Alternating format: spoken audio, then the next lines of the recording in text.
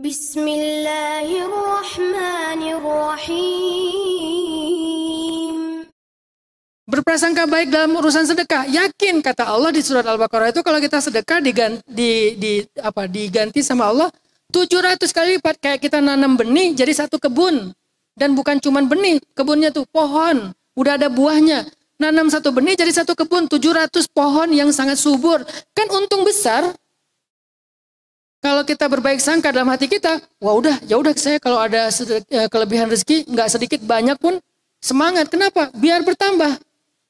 Tapi kita nggak boleh mendikte Allah bahwa yang saya maksud bertambah itu yang paling baik itu artinya uang ya Allah, rupiah, rekening ya, saldo.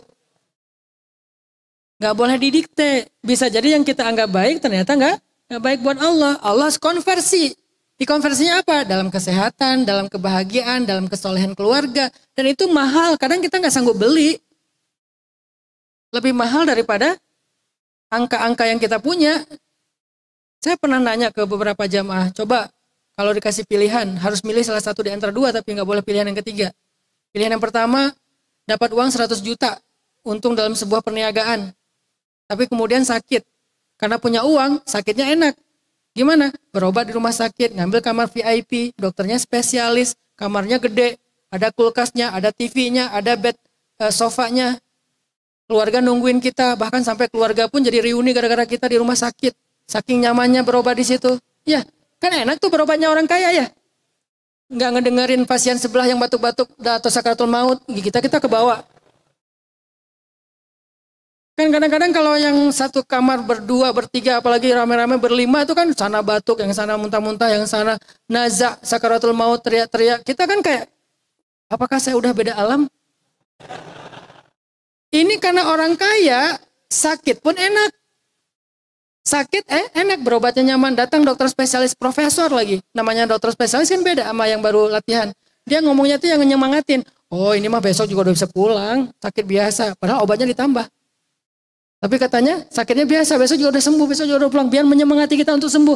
Bagus dokternya, nyaman. Bahkan dikasih nomor kontak pribadinya dokter. Jadi kita kayak ngerasa punya akses langsung ke dokter yang paling senior. Nyaman karena punya uang 100 juta. Seminggu dirawat, alhamdulillah sembuh. Pulang pas mau nebus biaya rumah sakit, alhamdulillah selesai 100 juta. Atau pilihan yang kedua, nggak ada uang 100 juta, tapi nggak sakit. Pilih yang mana?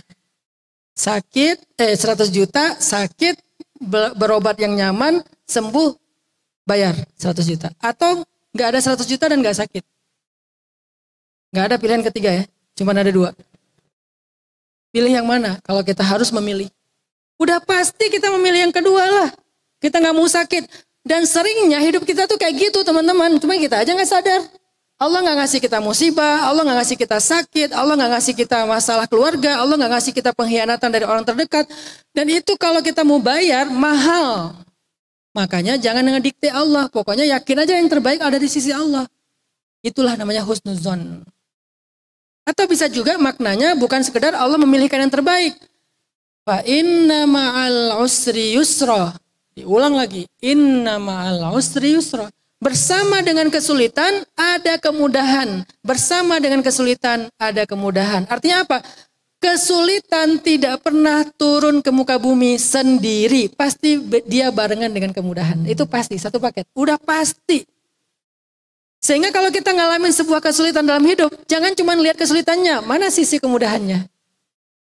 Yakin ada. Nah disitulah muncul husnuzon kepada Allah. Datang masalah. Wah, bawa kemudahan. Gitu yang kita pikirin, husnuzon. Tadi apa lagi masalahnya? Masalah dengan dosen, ditolak judul. Wah, mau dikasih nilai bagus misalnya. Atau apalah kemudahan yang lain yang kita nggak pernah tahu. Pokoknya ada, kita aja yang belum tahu sekarang. Tapi ada, yakin. Kenapa kok yakin? Karena Allah yang berfirman. Fa inna ma'al usri yusra. Inna ma'al usri yusra. Satu paket, nggak ada. Fa inna ma'al usri, ya usri. Inna ma'al usri, ya usri. Ya nggak ada itu. Yang ada fa inna ma'al usri yusra. Udah satu paket, ditegasin lagi. Dan kalimatnya ma'a, bersama, bukan setelah. Setelah kesulitan ada kemudahan. Setelah itu kan bisa 100 tahun, 200 tahun ya. Ini bersama, paketnya tuh datang bareng. Kenapa kita, dan biasa dan seringnya kemudahannya itu lebih besar daripada kesulitannya. Jadi kalau datang kesulitan teman-teman, lihatlah dia sebagai kurir anugerah yang besar yang sedang datang kepada kita. Dia kurirnya. Emang kurang nyenengin sih kurir itu. Yang bernama kesulitan.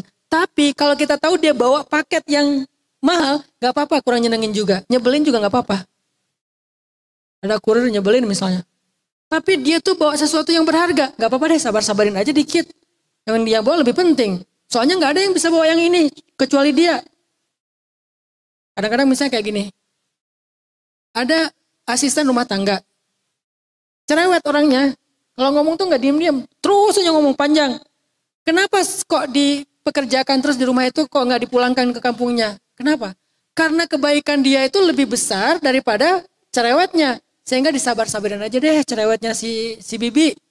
Tapi kan beres rumah. Anak-anak semuanya rapi, mandi semuanya dan dididik. Dan dia dekat juga sama anak-anak. Bahkan kadang-kadang kalau saya nggak pulang 2 hari, nggak apa-apa. Anak-anak udah dekat sama si Bibi. Misalnya nih, kan kita mikirin sisi positifnya dan sehingga kita sabar kan dengan sisi kekurangannya. Begitu juga dengan kesulitan dan kemudahan. Kemudahannya besar, kesulitannya sedikit. Sabarin aja dulu. Kenapa? Karena dialah yang membawa kemudahan yang besar itu. Inna ma'al usri yusra. Inna ma'al usri yusra. Cerita terakhir sebelum saya tutup. Tersebutlah kisah. Ada 2 orang solihin. Suka saling mengunjungi, bersilaturahim setahun sekali. Suatu saat orang yang pertama mengunjungi temannya ke rumahnya. Tok tok tok, assalamualaikum.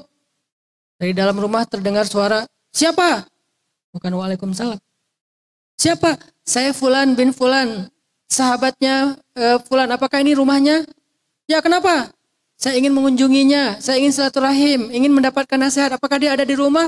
Nggak ada, dia lagi cari kayu bakar, dia lagi pergi. Biarin aja dia mati di hutan. Dasar suami nggak benar. Wah ngomel, ternyata istrinya ini ngomel tentang suaminya. Dibuka aibnya, dihina suaminya di depan tamu. Akhirnya tamunya nunggu depan pintu, nggak masuk. Tiba-tiba datanglah laki-laki sahabatnya itu dari hutan, cari kayu bakar. Datang, turun dari bukit, bawa kayu bakar. Tapi uniknya kayu bakarnya dipikulkan ke atas seekor singa. Singa bawa kayu bakar dia. Bukan keledai, bukan domba, bukan sapi, singa. Singa bawa kayu bakar, dia jalan kayak Tarzan. Wis gaya gitu. Assalamualaikum, waalaikumsalam, Masya Allah. Akhirnya mereka ketemu, ditaruhlah kayu bakar di belakang. Terus dia katakan, kembalilah engkau dengan izin Allah ke hutan. Singa itu langsung balik ke hutan. Masuk ke rumah. Sampai di dalam rumah, yang punya rumah laki-laki ini, dia masak sendiri, dia hidangin sendiri, tamunya dia ladeni sendiri. Istrinya di kamar, tidur-tiduran, nggak ngapa-ngapain. Jadi semua diurus sendiri. Lalu mereka duduk, makan bareng, cakap-cakap, setelah itu tamunya pulang. Tahun depan giliran datang lagi. Setiap tahun dia datang. Tahun depan datang, tok-tok, assalamualaikum. Waalaikumsalam. Hah, beda. Tahun kemarin, siapa? Kalau sekarang, waalaikumsalam. Suaranya pun udah lembut. Dengan siapa? Saya Fulan, saya sudah sahabatnya Fulan. Apakah dia ada di rumah? Oh dia nggak di rumah, dia lagi nyari kayu bakar. Dia seorang suami yang baik, dia bertanggung jawab, soleh. Wah dipuji suaminya. Hah, kaget dia. Nunggu depan rumah. Tiba-tiba laki-laki itu datang, turun dari bukit, bawa kayu bakar, dipikul sendiri. Udah nggak ada cerita singa. Susah payah mikul kayu bakar. Ah, saudaraku, akhirnya ketemu, taruh kayu bakar di belakang rumah, masuk ke rumah. Ketika masuk ke rumah, istrinya masakin untuk mereka masakan yang enak, dihidangin segala macam. Terus dikatakan, ada lagi yang engkau butuhkan, maaf ya kami nggak bisa menyambut tamu dengan baik. Suaminya sama sekali nggak kesusahan di rumah itu karena semua dilakukan sama istrinya. Laki-laki ini heran. Ya Fulan, aku heran dengan kehidupanmu. Apa yang sedang engkau alami dalam 2 tahun ini? Dia cerita, saudaraku, tahun lalu engkau datang ke sini ketika aku sedang diuji oleh Allah dengan kesulitan di dalam rumah. Engkau tahu istriku? Oh iya tahu banget. Allah sedang mengujiku dengan istriku. Dia selalu menyakiti perasaan aku, dia menghina aku, membuka aibku, dia nggak pernah taat kepada aku. Allah mengujiku dengan kesulitan di dalam rumah. Tetapi di waktu yang sama, Allah memberikan kemudahan bagiku di luar rumah. Sehingga ketika aku mencari kayu bakar, Allah utus banyak sekali makhluk-makhluknya untuk membantu aku. Termasuk yang kau saksikan. Kadang rusak. Kebenaran pas kamu datang itu singa. singa bawain kayu bakarnya. Tapi kemudian istriku itu meninggal dunia. Lalu aku dikaruniai istri berikutnya, solehah, baik, taat, sangat menolong suaminya, memudahkan suaminya. Sehingga aku tidak lagi dapat kemudahan di luar rumah. Kenapa? Sudah dapat kemudahan di dalam rumah. Kadang hidup kita kayak gitu teman-teman. Ketika kita dapat kesulitan di satu sisi, jangan lihat itu doang. Betapa kesulitan di sisi itu telah membawa banyak kemudahan kita di sisi yang lain. Kita nggak sadar. Falimal, ya kenapa akhirnya kita berkeluh kesah lalu berputus asa? Bukankah fa'inna ma'al usri yusra? Kalau kita udah yakin dengan ayat ini, begitu datang kesulitan, kita jadi bukan lagi takut, malah, bawa kemudahan nih, Masya Allah. Semangat gitu menghadapi kesulitannya. Tapi kalau gitu boleh nggak Ustaz minta berdoa kepada Allah supaya ditarik kesulitannya? Boleh. Berdoa boleh, tapi mengeluh enggak. Kenapa? Kalau kita mengeluh dan mengusir kesulitan dengan keluh kesah, bisa jadi Allah akan mengangkat kesulitan beserta dengan kemudahan sekaligus. Tapi kalau kita berdoa kepada Allah supaya diangkat kesulitan, maka Allah berkenan mengangkat kesulitan dan membiarkan kemudahan tetap bersama kita. Makanya yang dilarang itu berkeluh kesah. Berdoa minta yang terbaik boleh, itu bukan keluh kesah. Ya Allah saya sakit, Engkau maha penyembuh, sembuhkan saya. Padahal sakit datang membawa kemudahan. Tapi karena kita berdoa, sakitnya diangkat, kemudahannya tetap. Tapi kalau kita sakit, kita ngeluh. Ya Allah, kurang apa lagi dari saya? Kenapa kok harus saya? Apa maunya Engkau kepada saya? Yang lain gak kayak gini, bla bla bla bla bla. Allah angkat kesulitan beserta dengan juga kemudahan sekaligus. Yang dilarang adalah berkeluh kesah. Mudah-mudahan ini menjadi 1 hour booster. 1 jam booster menyemangati kita, nambah iman. Maka terakhir saya titip, yuk kita belajar thiqah kepada Allah. Itulah modal kita untuk menjalani dinamika hidup. Sehingga kita nggak mudah kena mental. Barakallahu fikum. Wassalamualaikum warahmatullahi wabarakatuh. ربي شكرا هديت قلبي شكرا